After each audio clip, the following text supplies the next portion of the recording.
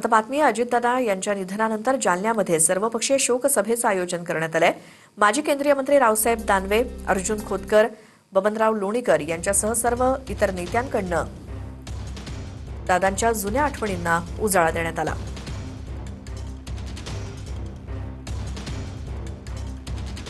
तर अजित पवार यांना श्रद्धांजली अर्पण करण्यासाठी जळगावातील पाचोरा शहरामध्ये बंद पाळण्यात आलाय। या बंदमध्ये सर्वपक्षीय, सर्व राजकीय पक्ष, सामाजिक संघटना आणि व्यापारी बांधवांनी सहभाग घेतला। पाचोरा शहरामध्ये अत्यावश्यक सेवा वगळता सर्व व्यवहार पूर्णतः बंद ठेवण्यात आले।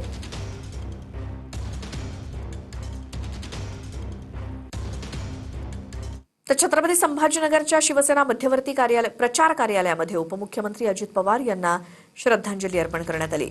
यावेळी आमदार प्रदीप जयस्वाल, जिल्हाप्रमुख राजेंद्र जंजाळ यांच्यासह शिंदेंच्या शिवसेनेचे सर्व नगरसेवक आणि पदाधिकारी उपस्थित होते।